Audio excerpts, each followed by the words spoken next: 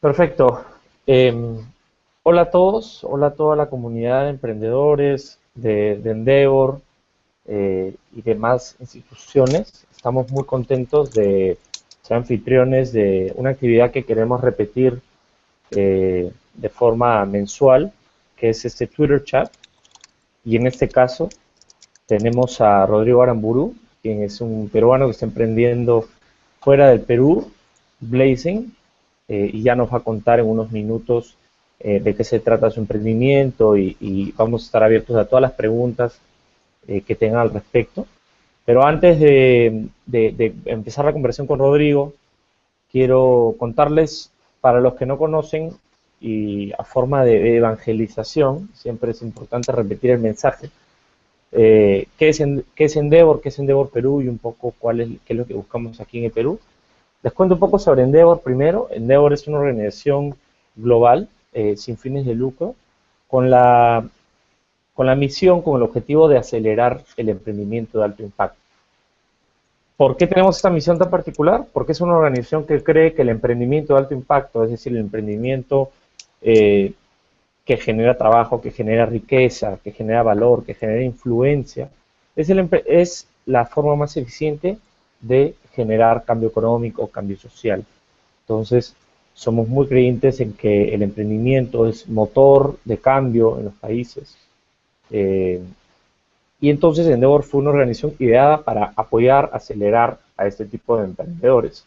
Es una organización que ya tiene casi 20 años y está en 25 países y lo que intenta hacer es, a través de sus servicios, reducir la brecha que hay entre los emprendedores de mercados emergentes y mercados más desarrollados. ¿Cómo así?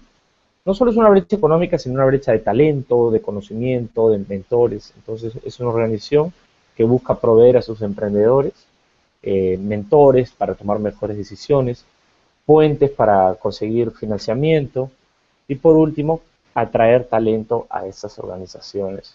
Eh, para hablar del Perú, Endeavor en el Perú tiene 2 años y hemos fue un esfuerzo también emprendedor de comenzar la organización aquí. Tenemos ya 9 emprendedores seleccionados y trabajamos con, con alrededor de 40 o 35, 40 empresas permanentemente para irlas introduciendo en la organización. Tenemos una red de mentores también constituida y un prestigioso directorio que es el que nos apoya permanentemente a la organización con su guía, con su visión del emprendimiento en el Perú. Yo tuve la oportunidad de conocer a Rodrigo ya hace un año aquí en nuestras oficinas. Fue un placer conocerlo y que me cuente sobre lo que está haciendo, que es fascinante. Entonces, eh, sin más, quizá faltó introducir Endeavor y no me introduje a mí. Me llamo Joaquín de Aubizón. Como les comenté, iniciamos Endeavor hace 2 años. Yo soy gerente aquí en Endeavor, manager, y a lo que me encargo yo es de trabajar directamente con los emprendedores y proveerles servicios. Entonces, ahora sí, Rodrigo, les comentaba a todos que te conocí hace un año y quería comenzar esta conversación. Bueno, primero que nos cuentes a todos quién eres, qué haces y de qué se trata tu emprendimiento. Gracias. Ujú. Muchas gracias Joaquín, muchas gracias a Endeavor por leerme y organizar todo esto. Siempre me gusta conversar o encontrar una manera de conversar con más emprendedores peruanos para impulsar todo tema de emprendimiento. Entonces, para presentarme, soy Rodrigo Aramburu, soy el gerente general y uno de los fundadores de BlazingDB. Y para los que no conocen BlazingDB, que diría que son la mayoría de ustedes, y en general el mundo. Nosotros somos un motor de bases de datos de alto rendimiento. Y puede sonar un poco complejo este tema, pero básicamente nosotros hacemos un estilo de software que se llama software de infraestructura. Y esa infraestructura es un motor de base de datos, que es lo que facilita a las empresas o desarrolladores a analizar volúmenes de información utilizando ciertos idiomas, específicamente en nuestro caso SQL, que es un estilo de lenguaje de análisis. Y donde nosotros nos diferenciamos es que utilizamos un procesador muy único y especial, la cual se llama una tarjeta de video. Entonces, esto es un procesador que está dentro del PlayStation 4, está dentro del Xbox, está dentro de cualquier tipo de computadora que puede jugar videojuegos y está hecho este procesador por esos videojuegos. Pero en realidad facilitan análisis matemático muy pesada de una manera totalmente diferente de lo que está usando todos los otros motores de base de datos a nivel mundial. Y utilizando esta tarjeta, nosotros estamos compitiendo tipo Amazon, tiene el producto más reconocido de base de datos ahorita en términos de velocidad y en la misma costo de infraestructura los estamos ganando 10, 20x en velocidades de benchmark. Si estamos hablando de herramientas típicas, ¿no? De open source, etcétera, ya estamos hablando 50x, 100x, 500x contra estos diferentes motores. Entonces, utilizando esta tarjeta y también un montón de otras cosas que hemos hecho, que en realidad es distribución, ¿no? Dejamos utilizar un montón de diferentes computadoras como si fuera una configuración automática. Utilizamos aprendizaje automático o machine learning, inteligencia artificial, lo que sea, como quieres describirlo, para asegurar que el motor siempre se está autoconfigurando y mejorando a través del tiempo. Entonces, el mismo uso de nuestro cliente mejora el motor a través del tiempo. Y sí, eso es lo que hemos armado. Este motor de primera que básicamente lo que nosotros vamos es que vamos a empresas tipo Fortune 100 y si no saben Fortune 100, o sea, los top 100 empresas por capital en Estados Unidos, y les decimos, lo que tú estás usando, te lo podemos acelerar 5, 10, 100x más de lo que estás haciendo por el mismo costo y facilitar todo tipo de análisis que actualmente no es factible y minimizar todo el costo de análisis que tienes actualmente dramáticamente. Y eso es lo que hacemos. Solo quiero hacer dos preguntas cortas para que entiendan un poco más digamos, tu solución. Primero, ¿qué usos tiene, digamos, para que lo entienda quizá un usuario de Internet promedio, qué usos tiene esta herramienta? Y segundo, ¿cuál es ese tamaño de mercado al que estás dirigiendo? Ok, entonces, déjame pensar. Entonces, me imagino la mayoría de gente en términos profesionales o hasta personales interactúan con lo que se llaman dashboards o paneles de control, ¿no? Estás en tu trabajo, hay un portal específico al cual tienes que acceder y te demuestra diferentes gráficas y métricas de lo que está haciendo tu empresa. De Por desempeño. ejemplo, ¿perdón? Métricas de desempeño, de control. Sí, exacto. Exacto, métricas de desempeño. Entonces, cuando, por ejemplo, uno de nuestros clientes arma uno de estos paneles de control en términos de recursos humanos. Son análisis muy específicos de recursos humanos y todo está demostrado en diferentes gráficas, etcétera, que el centro de recursos humanos de sus clientes utilizan estas gráficas para tomar decisiones.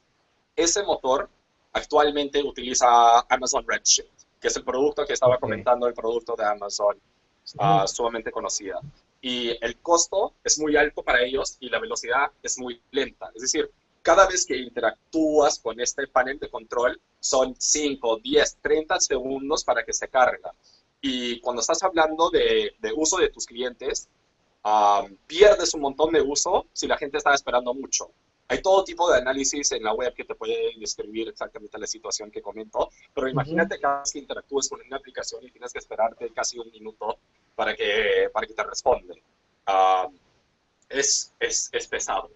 Para ellos, hemos bajado ese tiempo a pocos segundos, sino menos de un segundo, y simultáneamente están ahorrando más de 30% mes a mes en sus costos en servidor, ¿no? Entonces, hemos dado una oferta donde ellos pueden ya correr consultas sumamente pesadas, mucho más rápido, ¿no? Sus clientes están felices porque ahora la interacción es instantánea en vez de ser prolongada y siempre están diciendo qué mal producto, o sea, tenía todo tipo de problema en esa situación. Okay.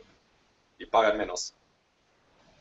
Y lo segundo, ¿qué tamaño, este mercado, qué tan grande es? ¿Cuál es la oportunidad a la que estás a la que te estás dirigiendo?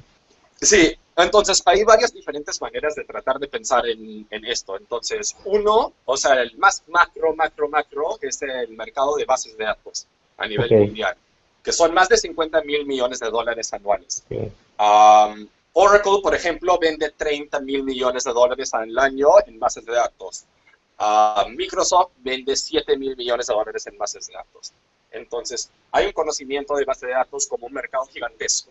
ok, Y siempre está creciendo dramáticamente porque el uso de bases de datos siempre se está aumentando, siempre se necesita más. Uh, Pensándolo de otra forma, puedes tratar de mirar experiencias de startups que empezaron como empresas de bases de datos. Entonces, en los años 80, un startup se llamaba Oracle y específicamente empezó con su base de datos, fue su primer producto, fue lo que ellos estrenaron. Y claramente Oracle nadie tiene que decir si son importantes o no, todos ya lo entendemos, ¿no? Después tenemos tipo MongoDB ujú, o diferentes herramientas de base de datos más modernas, pero están basados en este concepto de NoSQL, que tiene un montón de utilidad para gestionar una aplicación web que se está escalando a millones de usuarios, pero no necesariamente tiene un montón de utilidad en tratar de sumar todas las transacciones financieras de un departamento de finanzas, ¿no? ok, Donde SQL tiene mucho sentido. Entonces, estas herramientas, todas estas empresas que han empezado, Cassandra, MongoDB, Vertica, todas estas empresas que han armado más de datos, están valuados como unicornios, todos ok, más de 1.000 millones de dólares. Um, interesante. y actualmente la inversión de base de datos es altísimo, el mercado siempre está creciendo y hay una necesidad muy severa de herramientas que pueden analizar los siguientes 5, 10, 20 años de producción exponencial de datos, ¿no? Entonces, se tiene que reconcebir esta infraestructura desde punto fundamental. Como la gente de los años 80 y 70 estaban armando las tecnologías utilizando la matemática y el conocimiento, eso es lo que nosotros tenemos que estar dirigiéndonos a lo mínimo en las capas de infraestructura. Tenemos que reconcebir cómo toda esa arquitectura se tiene que armar para los siguientes 20 años, porque está cambiando mucho ahorita. Hay muchos cambios en términos de Fascinante. crecimiento de datas, velocidad de procesadores y mejoramiento de procesadores está en caída. Claro. Hay un montón de cosas. No, fascinante que tú, yo creo que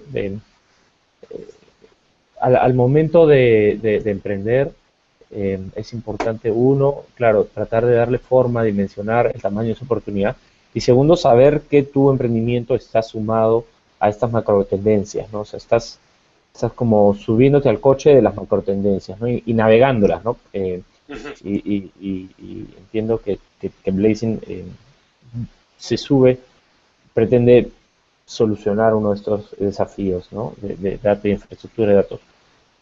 Mira, tengo la primera pregunta de alguien de la comunidad y quisiera ahí, porque te conozco, darle un poco de background.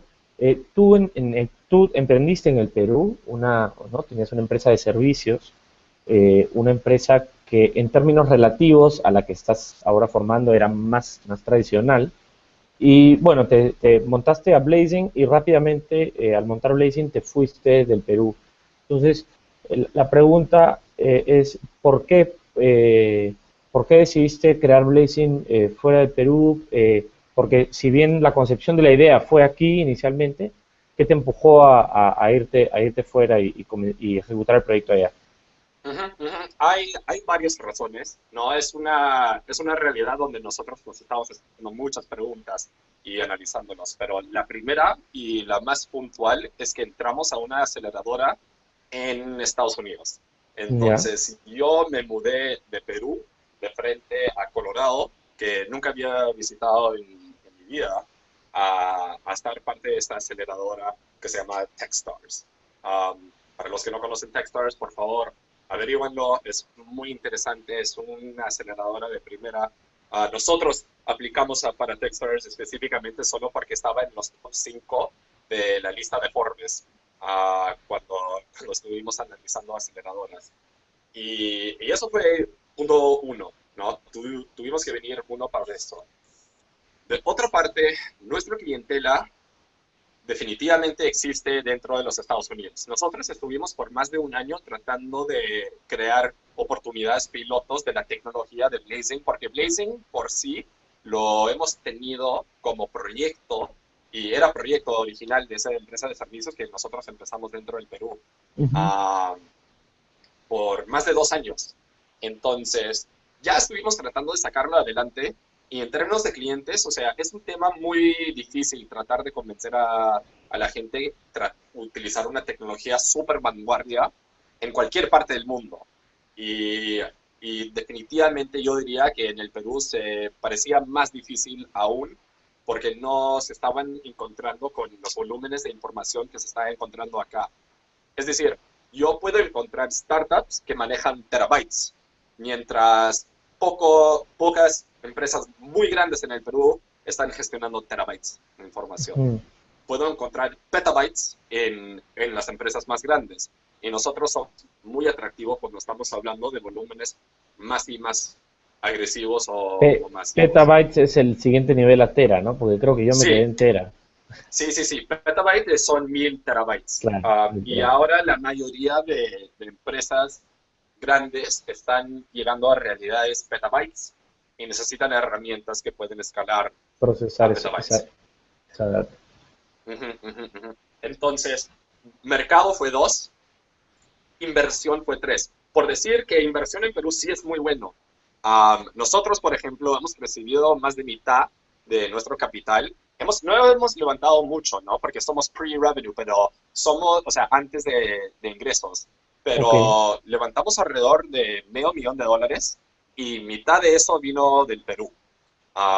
Entonces, para nosotros fue algo súper positivo recibir inversión de inversionistas ángeles dentro del Perú.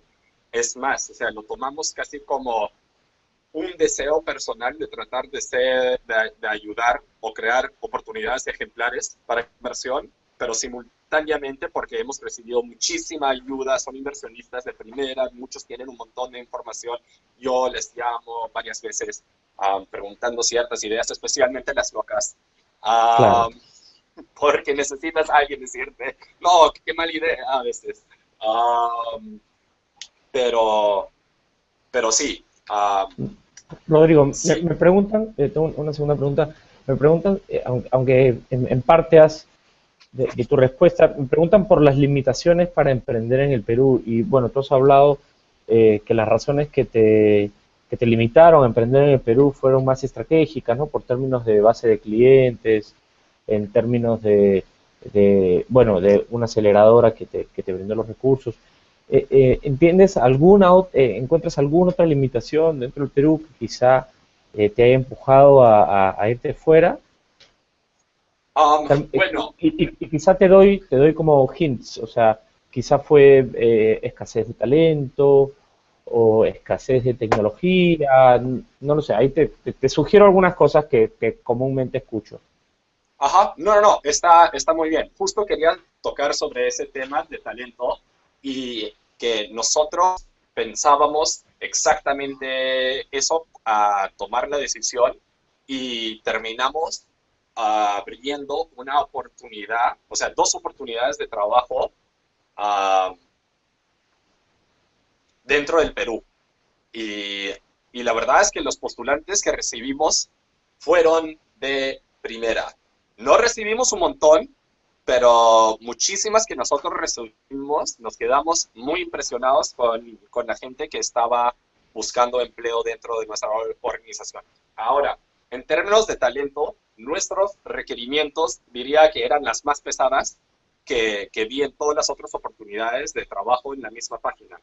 O sea, requeríamos alto conocimiento de C++, conocimiento de compiladores, conocimiento de cosas de infraestructura sumamente densas y pesadas. Entonces, no recibimos un montón de desarrolladores que, yo sé cómo hacer, no PHP o Ruby, que es interesante, pero, o sea, es otro tema, ¿no? Es otra tecnología. Entonces, nos quedamos muy impresionados con eso y ya hemos contratado una nueva persona, entonces tenemos dos personas dentro del Perú, a, hay una tercera persona que terminó entrando a través de Argentina, pero era demasiada capa, entonces tuvimos que contratarla porque um, fue, fue exactamente lo que estábamos buscando. Sí, match. Um, pero en general sí hemos encontrado oportunidades de talento. Ahora, yo creo que esto fue un caso no común, simplemente por la realidad de ser una de las pocas ofertas de ese tipo de código y programación dentro del país. Y no sé si va a ser así para la siguiente, o la Claro. siguiente, o la siguiente. Puede ser que Sí. encontramos todo sí, y ya no hay Sí. más. Sigue siendo un ¿No? reto, creo que el talento sigue siendo un reto permanente, Ujú. ¿no? Independiente de la geografía en la que te encuentres, a medida que las necesidades de la empresa van mutando, ¿no? Y la sofisticación que necesitas para ciertas áreas va cambiando, ¿no? Ujú. Pero lo que me da muchísimo interés son tipo la carrera de ciencia de computación que ha salido de Arequipa, de la De Universidad la Católica San San Pablo, ¿no? Pablo. Sí, Exacto, sí. perfecto. Y creo que eso también se está llegando a UTEC, esa misma carrera, si no me equivoco.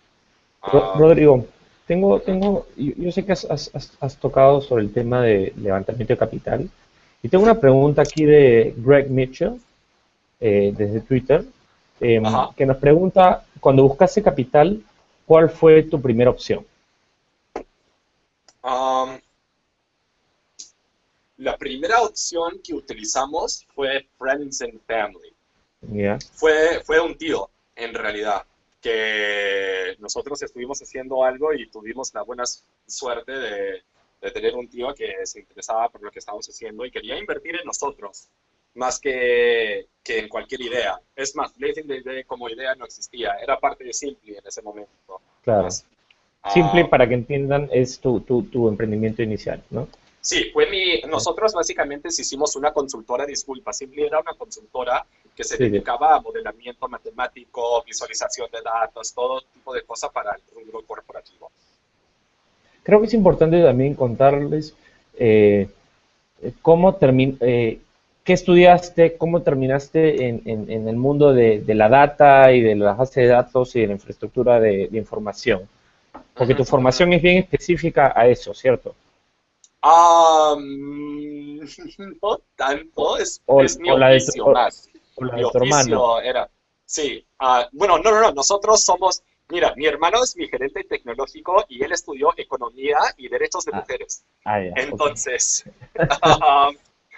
y él es el arquitecto de este motor de base de datos fuera de este mundo.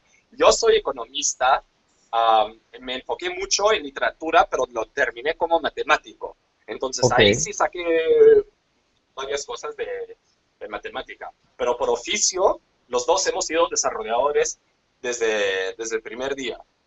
Porque Um, entiendo, mi referencia, no me la, entiendo que uno de ustedes tuvo una experiencia, me parece que en una de las Big Four, justo uh-huh. analizando data, o sea, en la parte de, no sé si era EY o Deloitte, pero justo Sí, esa fue tu introducción a esta industria, creo, ¿no? exacto, y a eso estaba refiriéndome en términos de oficio. Yo empecé en Deloitte, por ejemplo, y yo Ujú. estaba, o sea, mi primer proyecto, me preguntaron, ¿sabes programar? Y yo dije, bueno, lo probé en secundaria, ¿no? O sea, hace años.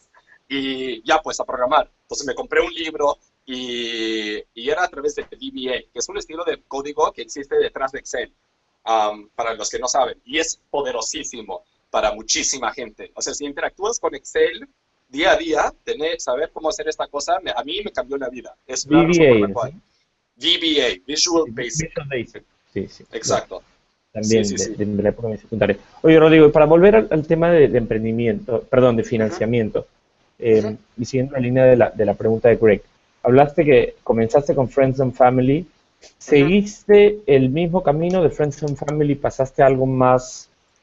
¿Pasaste a Ángeles? ¿Cómo fue esa curva en tu búsqueda de financiamiento?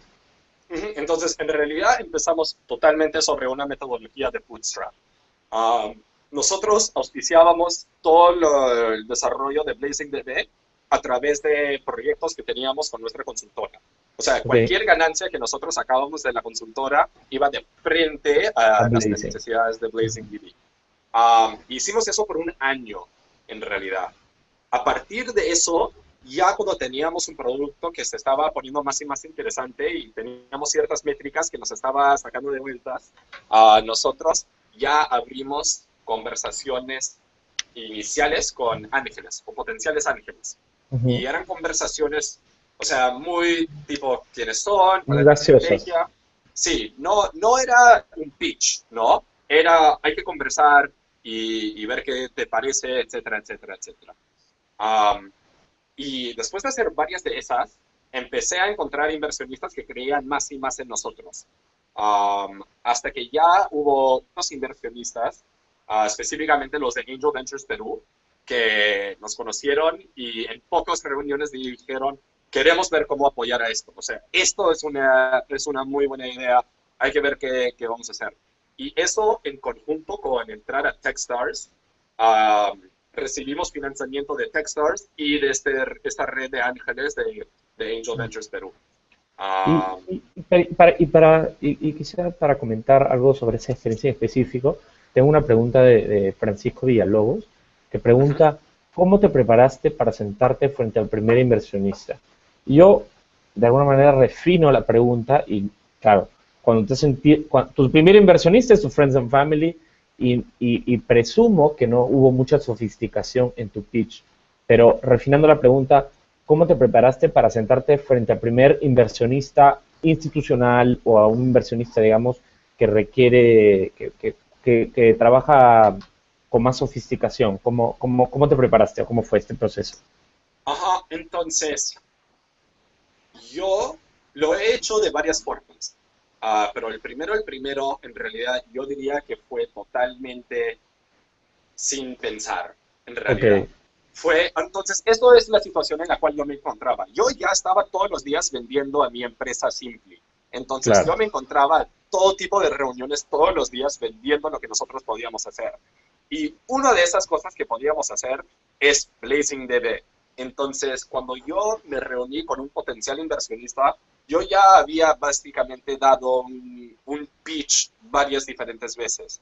Entonces, tenía cierta forma de explicarlo.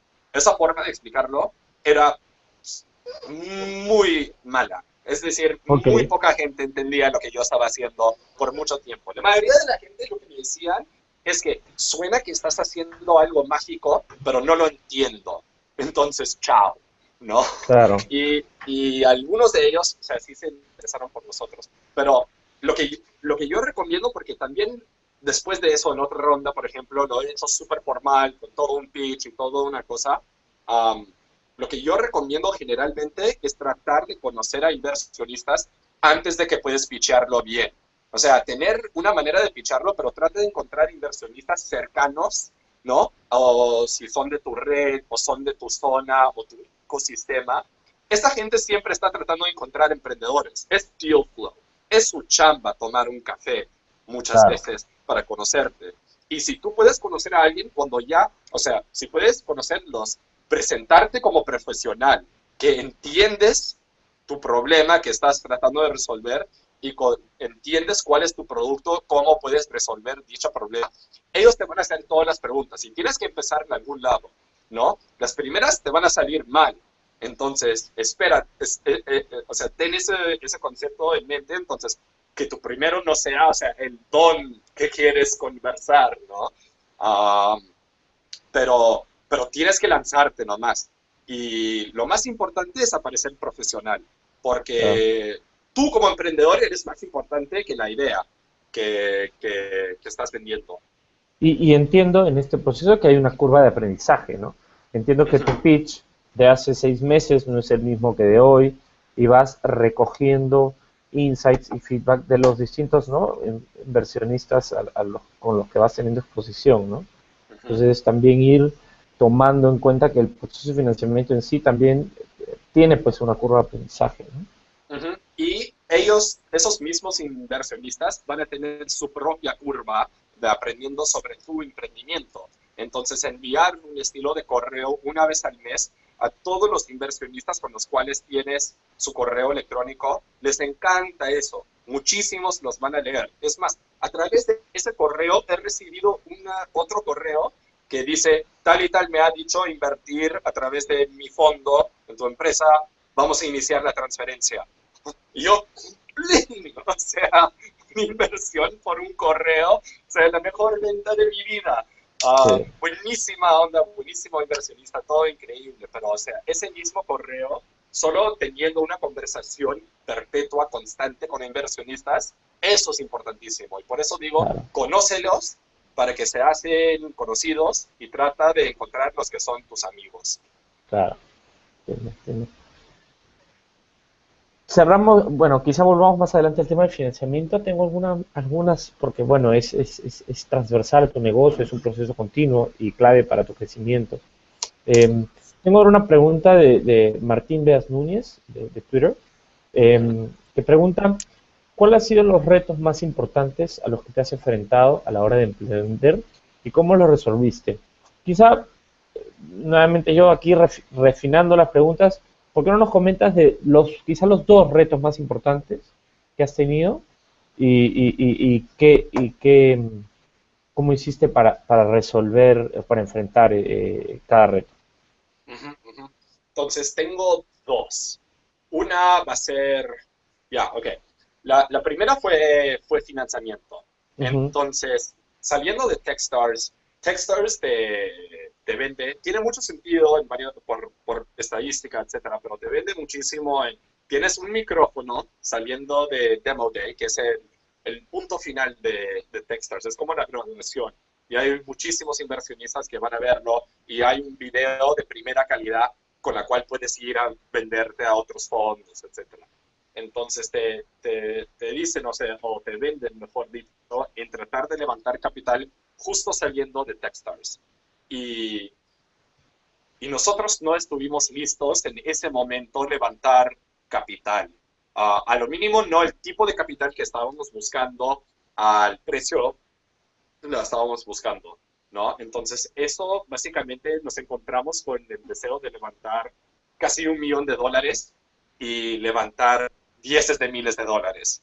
O sea, una expectativa exageradamente estrecha. Y casi parecía que nos iba a matar esa situación. Hasta que entraron varios más a lo largo del tiempo. Pero el reto, en realidad, o sea, lo que pasó era que decidimos ya dejar de enfocarnos en esa situación de financiamiento, porque yo estaba haciéndolo 100% de mi tiempo. Cuando estás buscando o levantando capital, el gerente general lo está haciendo todas las horas. Si no lo está haciendo todas las horas, no lo está haciendo. Entonces, es un súper chambón, pero eso hace que tu empresa no está creciendo a la velocidad que debería estar creciendo, porque te estás dedicando a levantar capital, que sí es útil y necesario para poder crecer la empresa, pero simultáneamente no tiene nada que ver con armar el sí, negocio. pues.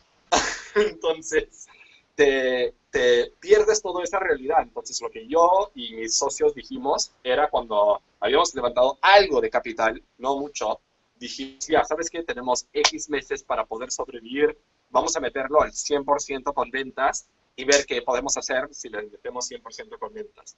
Y eso cambió las cosas muchísimo. Entonces, en vez de estar hablando de problemas ajenas, generales, en mis potenciales clientes, estaba hablando de casos de estudios y situaciones donde nosotros mejoramos una situación para un cliente, ¿no? O vendimos una licencia de tal y tal por este valor, etcétera.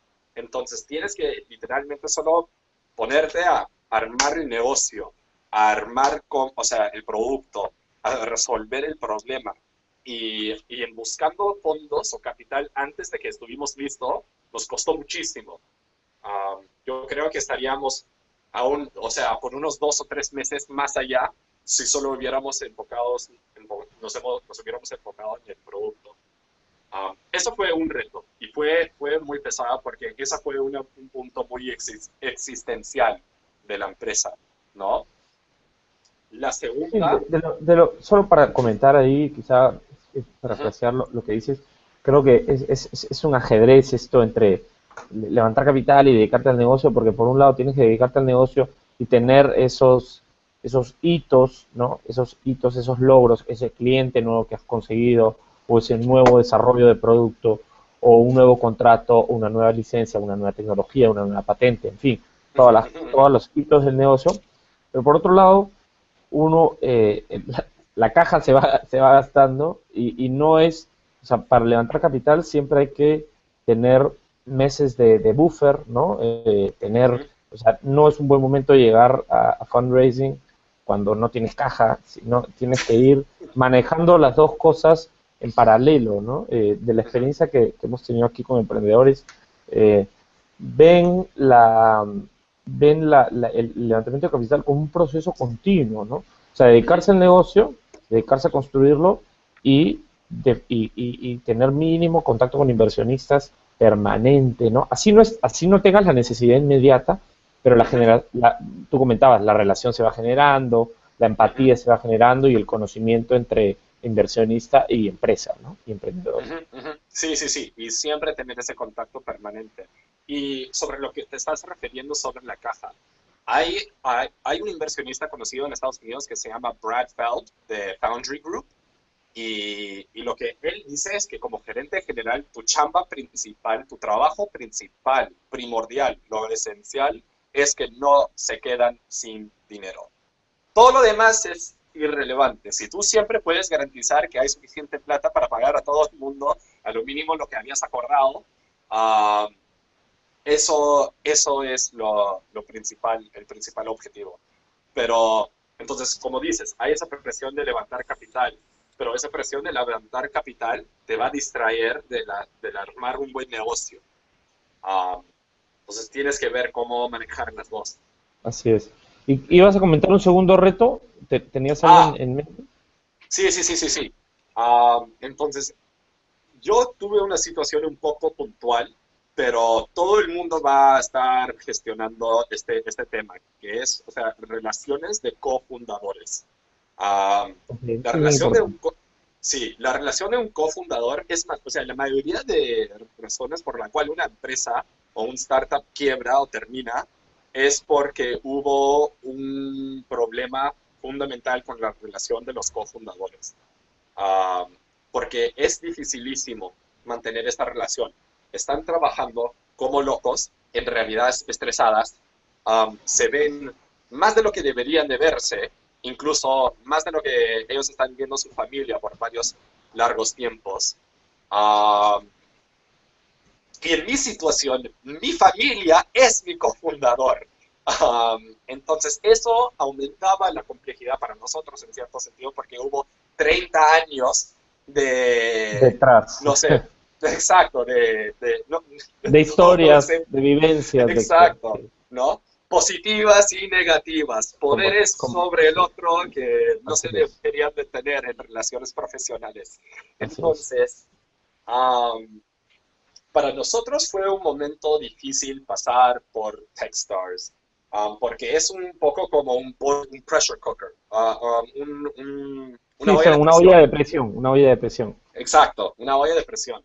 Y justo, o sea, por todo lo que estaba pasando y el estrés que generaba y los dinámicos de poder que se estaban generando también, o las estructuras de poder que se generaban, porque Techstars pone varios límites sobre los diferentes, o sea, roles. Tu rol es tu rol y deberías estar tu rol y todo eso. Y nosotros, como somos hermanos, todo era muy democrática y ahora estuvimos relacionándonos con ciertas situaciones donde no parecía tan democrática la situación. Uh, Todos esos retos uh, llegaba a un punto donde nosotros ya no nos queríamos, o sea, ya nos odiábamos en ciertos sentidos, o sea, siempre estuvimos peleando y luchando. Cualquier cosa que el otro decía nos volaba, o sea, la luna, o sea, estábamos tan molestos. Um, y eso fue un momento sumamente difícil, especialmente al final, alrededor de Demo Day, donde se pone muy intenso todo el proceso. Y lo que Techstars en realidad nos ayudó muchísimo fue tratar de entendernos mucho mejor, no solo como individuos, pero sino como los otros seres y sus razones y por qué son y cuáles son las razones emocionales y lógicas, irracionales, racionales que están dirigiendo este tipo de comportamiento. en inglés, no sé cómo decirlo en castellano, pero es un concepto que se llama self-awareness. Ah, Self-awareness, autoconocimiento, ¿no? sí, es como autoconocimiento. Entonces es tratando de reflejar muchísimo en todas las razones por las cuales todas las decisiones se están tomando. No solo las tuyas, sino las de otras personas. Y ser muy honesto contigo diciendo por qué has hecho esto. Porque, o sea, ni nos damos cuenta los animales políticos que somos, ¿no? Cuando mencionas tal y tal indirecto de frente de, no sé, tu mamá o tu hermana o tu colega o algo por el estilo para tener un impacto, o sea, deberías de reconocer esos momentos y saber si lo que hiciste fue de buena onda o fue de mala onda, porque muchas veces nosotros nos autoguiamos, ¿no? Es un Sí, sí, no, autopiloto casi. lo que comentas, en realidad, eh, yo, yo trabajo, Endeavor es una organización que interactúa permanentemente con emprendedores y yo lo que o sea, si alguien se acaba de unir a la conversación, pareciera que estamos hablando de nuestras cosas personales y no de Ujú, emprender, ¿no? ujú, Pero volviendo a mi punto, es que el emprendimiento, emprender algo, liderar una organización, crear algo, es una ujú, experiencia personalísima, que va a ujú, afectar todo de ti como individuo, necesariamente va a afectar tu vida personal, porque, ¿no? Porque vas a dedicarle mucho tiempo, vas a dedicarle menos tiempo a otras cosas, vas a interactuar con las personas de la empresa mucho más tiempo que con otras personas, y, y además es un viaje, ¿no? Con dificultades, con desafíos, y uno como persona, como individuo, tiene que estar preparado, ¿no? A frustrarse, a distintas emociones. Entonces, es una experiencia definitivamente muy personal, ¿no? ujú. Eh, Sí, entonces, no, muy alineado con lo que dices, ¿no? Hay que sí, tener esa voluntad, ¿no? Personal de comprometerse a algo, ¿no? Y sabiendo que esto puede influenciar, puede tocar distintas partes de tu vida, ¿no? Y muy identificado eh, con lo que explicas, cada uno con sus matices, ¿no? En los distintos emprendedores con los que trabajamos. Tengo otra pregunta sí. aquí.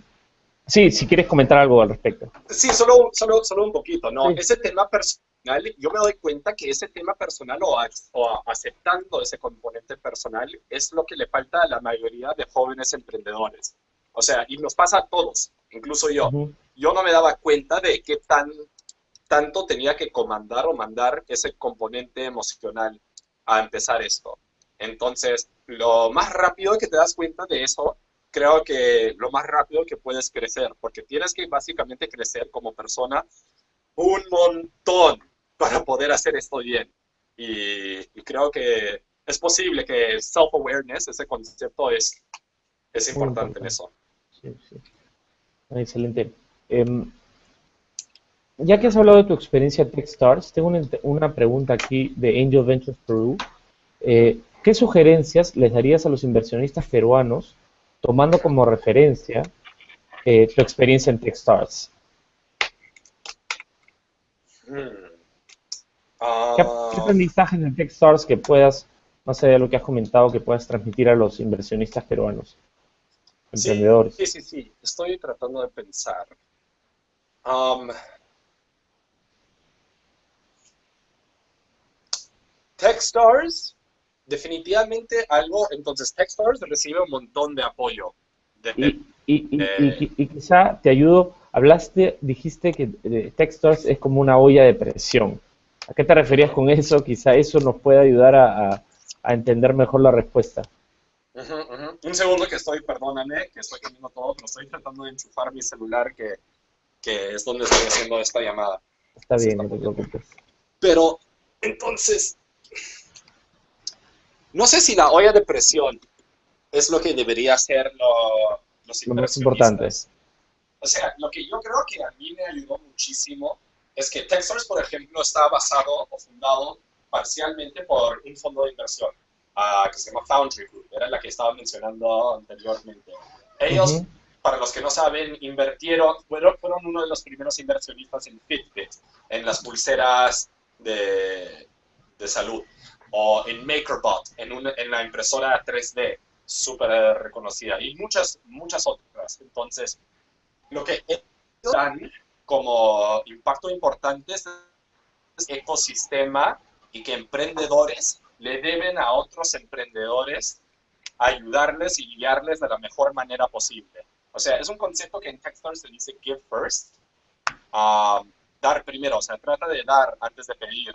Y, y creo que eso es algo que los inversionistas, como están teniendo contacto con todos estos emprendedores, deberían de mejor facilitar la intercomunicación entre los dichos emprendedores y hacer que todo uno se está ayudando al otro, porque todos los emprendedores estamos pasando por lo mismo. No importa si estás levantando tu primera ronda de Series C, ¿no? O si estás abriendo tu serie D o algo por el estilo de una ronda gigantesca. O sea, todos estamos pasando por los mismos retos y emprendedores por general, como recibimos tanto apoyo y ayuda de emprendedores anteriores, tratamos de dar más ayuda a emprendedores nuevos. Yo creo que eso es casi como un patrón que se está formando. No es correcto para cada caso, pero creo que es un patrón general. Entonces, eso sería algo que yo definitivamente diría en términos de cómo apoyar en ese sentido. Desde olla de presión, yo no creo que eso es chamba de inversionistas, sino de una aceleradora o un actor que sea similar a una aceleradora. Ellos deberían de estar creando situaciones donde básicamente, si tu empresa va a quebrar, debería de quebrar dentro de dicha olla. Y si sale con vida de dicha olla, debería de poder gestionar 1000 veces más, ¿no?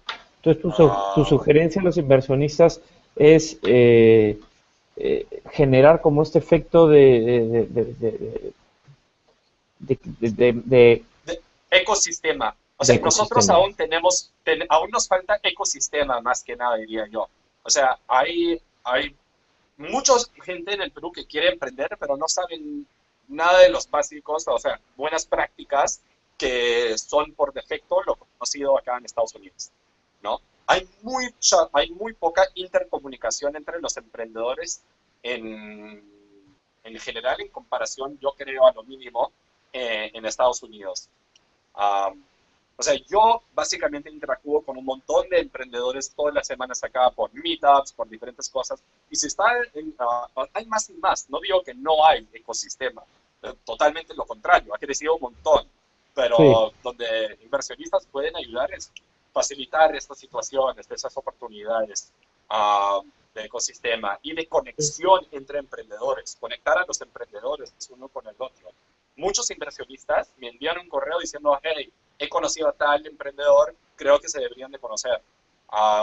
Es sí. más, Greg Mitchell, el mismo, hizo justo eso hace unos días y ahora tengo una reunión con alguien interesantísimo. Bueno, de lo que he visto en el producto parece interesantísimo.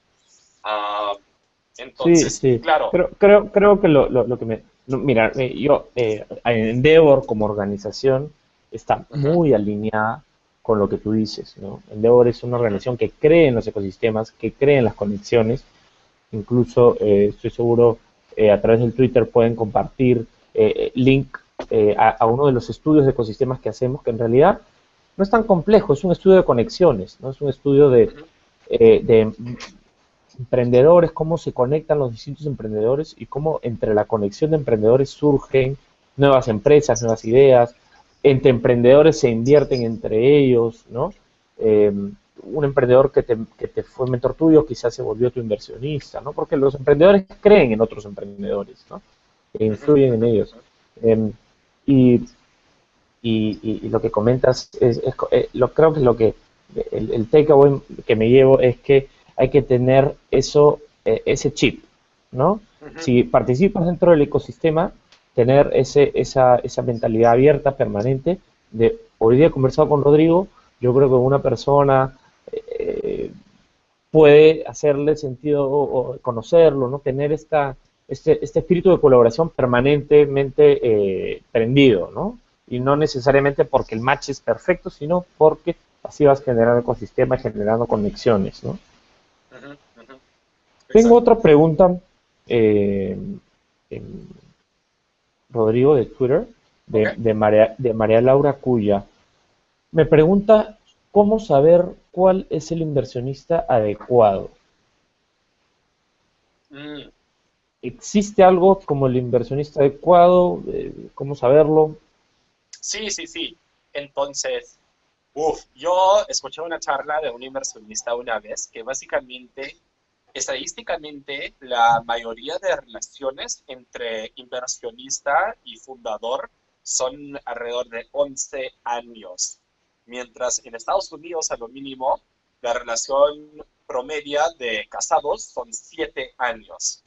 Entonces, la manera que él lo dijo era, Qué estadísticamente horror. es más probable que tú y yo estamos conectados con un vínculo profesional que yo estoy casado con mi actual esposa, ¿no?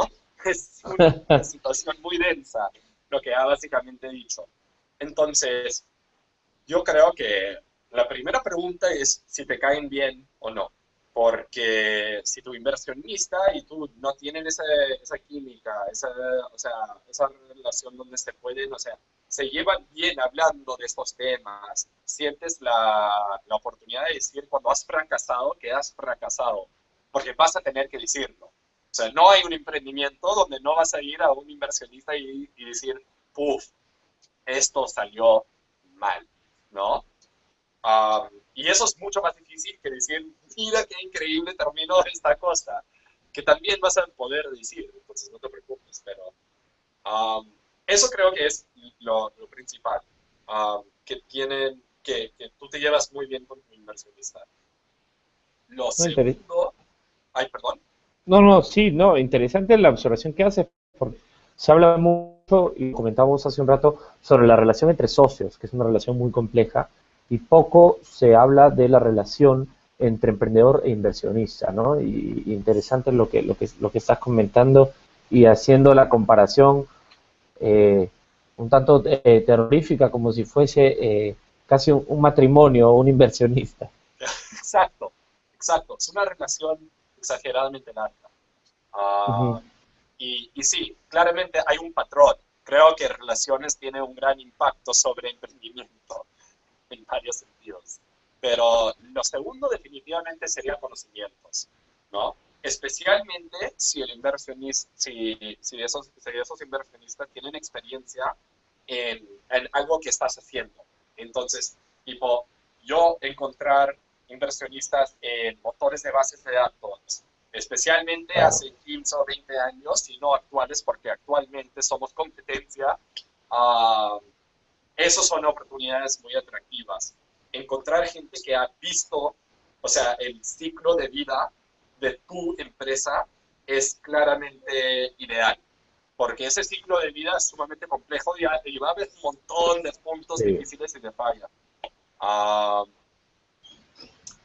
pero definitivamente ese tipo de experiencia yo diría que es ideal. Y si no puedes encontrar eso, entonces que tienen conocimientos que tú no, con los cuales no cuentas, ¿no? Entonces nosotros tenemos Claro, muy poco cuando se habla conocimiento. del smart capital y, ¿no? ¿no? Ujú. Y de encontrar un inversionista que más allá del capital pueda tener transferencia de conocimiento, ¿no? Ayudarte a tomar mejores decisiones, proveerte de mentores y de un portafolio de emprendedores Ujú. que hayan superado desafíos similares. Sí, es más, yo casi tengo una prueba que hago con potenciales mentores o inversionistas. Para mí, o sea, si yo tengo una reunión, una primera reunión con un potencial inversionista o mentor y critican todo lo que les digo de una manera casi mala onda, yo me quedo enamorado desde perspectiva profesional. Um, los que pueden romper todo tu argumento que has estado craneando más de un año con pocas palabras son tus mejores amigos. Entonces, yo siempre he sido así. Cuando yo encuentro a un inversionista que casi no me cree nada, pero claramente sí me cree en algo, o sea, Claro, esos ahí son. ves una oportunidad. Exacto, exacto. O sea, no quiero que alguien que piense que soy un imbécil. No, No, o sea, claro. disculpa, no sé si puedo decir eso. Sí, Pero sí, claramente quiero a alguien que critica todo lo claro, más que sea posible, porque crítico. hay tantos hoyos, hay Sí, tantos pues. hoyos. Y si la gente no está diciéndote ni las simples, o sea, te No, vas a... interesante, interesante lo que describes, que la relación entre un emprendedor e inversionista es más sana cuando está teñida, digamos, con cierto escepticismo. Em, Ujú. Rodrigo, mira, ya estamos casi por terminar. Quizá voy a hacerte una última pregunta y de ahí hacemos el cierre. Pero creo que es una pregunta general y que que nos ayuda a facilitar ese, ese cierre. Nos pregunta eh, BBCS Capital, nos pregunta ¿qué recomendaciones a un emprendedor para que tenga éxito? Eh, desde el momento en que está gestando la idea, ¿cuáles dirías que son las principales, los principales puntos en el momento que estás construyendo una idea? eh, ¿En qué debería estar pensando? ¿En qué debería estar, cómo debería estar expresando su idea, criticándola? Uf, hay muchas diferentes cosas que decir. Ujú. Porque hay unos momentos donde diría lo primero que deberías hacer es aprender a escribir código para sacar su producto mínimo viable, Viable. ¿no? Y a todo el mundo le digo esto. Yo creo que no existe un ser humano que no puede hacer código. Tanto como no creo que hay un ser humano que no puede leer literatura.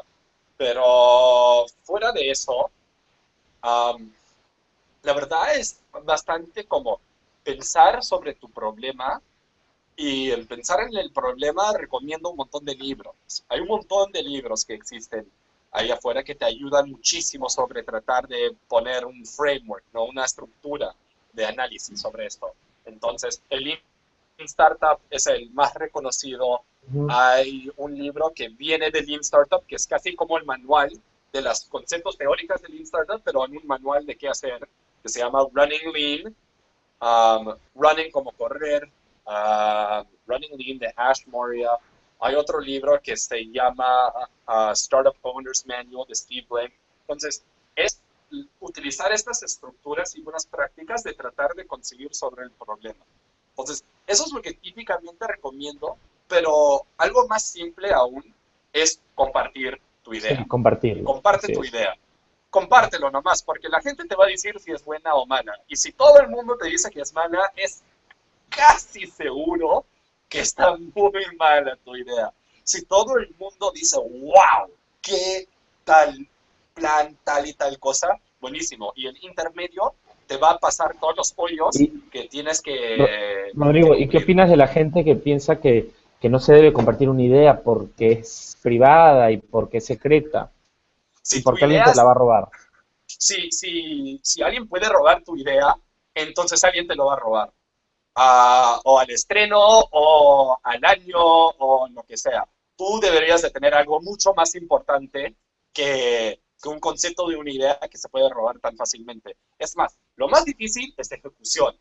Entonces, o sea, las ideas son importantísimas. Nuestra idea es claramente una idea importantísima, pero pedirle a alguien crear un motor de base de datos basado en GPU de la manera que lo quieran hacer, nadie puede hacer esto. Ni una empresa en este mundo puede tirar dinero y sobrepasarnos, porque básicamente tienen que tener la buena suerte de ciertos individuos sumamente capos pensando en un problema tan difícil que han podido resolver problemas fundamentales. Entonces, o sea, eso es nuestro poder, ¿no? De otra persona tiene que ser otro poder, ¿no? Tienen que Claro. tener otra situación que los diferencia. Pero si tu diferenciador es, o sea, voy a hacer Uber, pero voy a aceptar soles en vez de dólares, o sea, algo tan mínimo que con 20 líneas de código alguien te puede ganar, pues Sí, nada, nada. estoy de Entonces, acuerdo. tu idea Estoy, debería ser mejor que eso.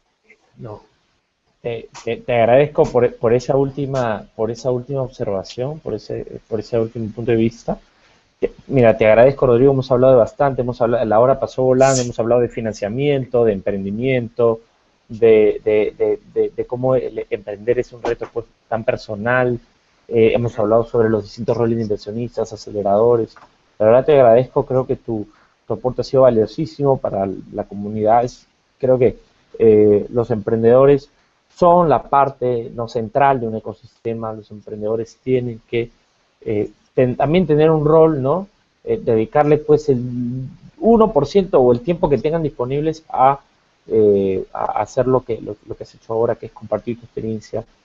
Te agradezco por tu tiempo, te agradezco por la buena onda, por la buena voluntad y por difundir tu experiencia.